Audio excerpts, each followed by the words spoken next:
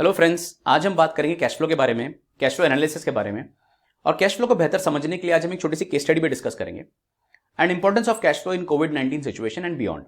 But before that, if you have not subscribe to this channel yet, please click the subscribe button and please also do not forget to click the bell icon to get the new videos notification.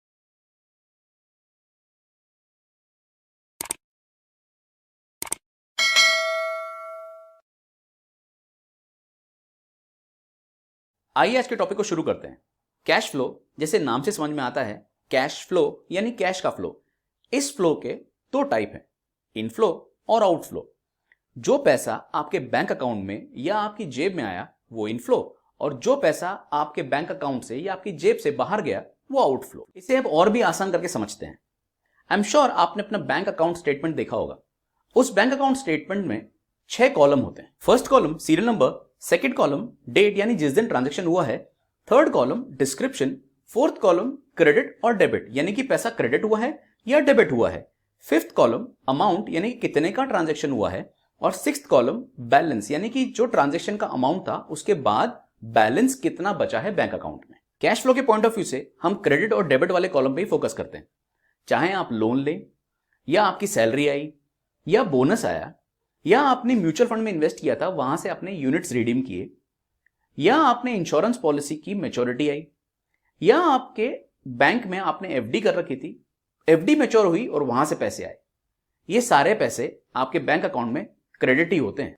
फर्क नहीं पड़ता कि आपकी ये income है या आपने invest किया था कहीं पे, या आप ही का पैसा आपके पास वापस आया है, या आपने उधार लिया है जैसे कि पर्सनल लोन।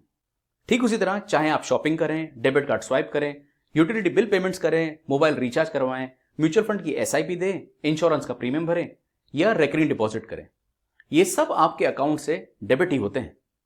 फर्क नहीं पड़ता कि इन्वेस्टमेंट है या एक्सपेंसेस, होगा डेबिट ही। देखना यह है कि कैश इनफ्लो हुआ है या आउटफ्लो।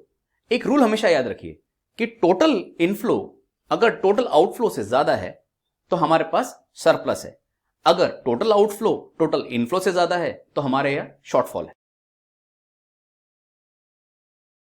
आज की केस स्टडी है मिस्टर दक्ष पटेल की। मिस्टर दक्ष पटेल और उनकी वाइफ मधु दोनों एमएनसी में काम करते हैं, दोनों सैलरीड हैं और उनके कुछ इन्वेस्टमेंट भी हैं। दक्ष की जो सैलरी है वो है 14 लाख और उनकी वाइफ मधु की जो सैलरी है वो है 8 लाख।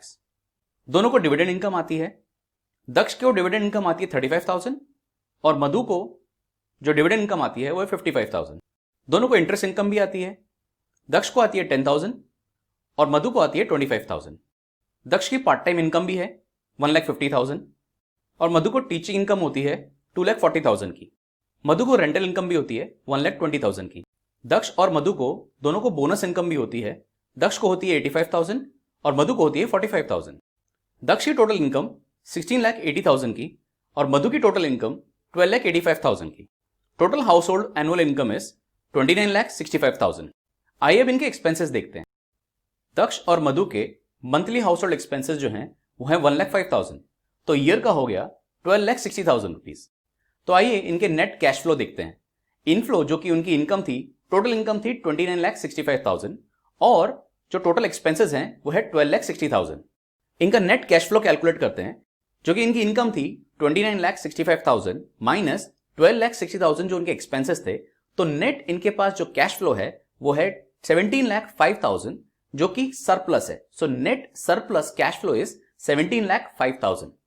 यहां पे हम इनकम टैक्स की बात नहीं कर रहे हैं क्योंकि ये वीडियो कैश फ्लो के कैलकुलेट करने के लिए है और कैश फ्लो समझने के लिए है, इसीलिए हम कैश फ्लो को समझते हैं। सो इनका नेट कैश फ्लो कैलकुलेट करते हैं, इनफ्लो माइनस आउटफ्लो। इनफ्लो जो कि 29,65,000 है और आउटफ्लो 12,60,000 है।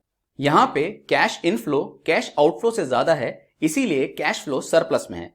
अगर यहीं पे कैश आउटफ्लो अगर कैश इनफ्लो से ज्यादा होता, यहां पे कैश फ्लो शॉर्टफॉल में होता। तो आइए अब हम देखते हैं कि कैश फ्लो की इंपॉर्टेंस कोविड सिचुएशन में क्या है। कोविड-19 सिचुएशन और उसके बाद कैश फ्लो को मैनेज करना बहुत ज्यादा इंपॉर्टेंट है। हम सब ये जानते हैं कि दुनिया में इकोनॉमिक सिचुएशन क्या है, जॉब्स कट हुई हैं, इनकम में कमी आई है, और जो सेविंग्स थी मार्च 2020 से पहले या तो वो कंज्यूम हुई हैं या अगर सेविंग्स हुई भी हैं तो कम हुई है। ऐसे में क्या करना चाहिए? ऐसे में कैश फ्लो पे फोकस करना चाहिए। कोशिश करिए कि कैश इनफ्लो बढ़ाइए और जहां जरूरत ना हो वहां कैश आउटफ्लो को कम करिए। छोटी छोटी चीजों से शुरुआत करिए, जैसे bulb, fan, tube light, AC, geyser, heater और दूसरे इलेक्ट्रॉनिक इक्विपमेंट अगर जरूरत ना हो तो बंद रखिए। बिजली का बिल कम आएगा और कैश आउटफ्लो घटेगा। मोबाइल का प्लान वो चुनिए जो किफायती हो, यूज कम है या नहीं है तो दूसरे प्लान में स्विच करिए, कैश आउटफ्लो कम होगा। अब कैश इनफ्लो की बात करते हैं। सोचिए आप किस में अच्छे हैं, craft, cooking, accounting, software programming, web designing etcetera. अगर असाइनमेंट लेके कुछ एक्स्ट्रा इनकम कर सकते हैं तो जरूर करिए, कैश इनफ्लो बढ़ेगा तो अच्छी बात है ना। और अगर ऐसा कुछ ना कर सकें तो कोई बात नहीं, लेकिन याद रखिए कैश फ्लो को मैनेज करने के चलते अपने फूड में, डाइट में, हेल्थ में, मेडिसिन में या क्वालिटी में या हाइजीन वाली चीजों में कोई कॉम्प्रोमाइज मत करिए, कोई कोताही मत बरतिए। हाइजीन मेंटेन करिए, हेल्दी रहिए। अच्छा, अब आपको एक काम करना है, आपको इस वीडियो में कौन सी 2 अच्छी बातें लगी कमेंट करके बताइए और इस वीडियो को लाइक करिए, शेयर करिए ताकि ये ज्यादा से ज्यादा लोगों तक पहुंचे। और हां, अगर आपने इस चैनल को अब तक सब्सक्राइब नहीं किया है तो सब्सक्राइब का बटन दबाइए और बेल आइकन को भी क्लिक करिए। You can also follow me on Twitter, LinkedIn and Facebook, links are in the description. तो आज के लिए बस इतना ही, आपसे फिर मुलाकात होगी। आप अपना ख्याल रखिए, सुरक्षित रहिए, मैं अपना ख्याल रखूंगा। प्रणाम।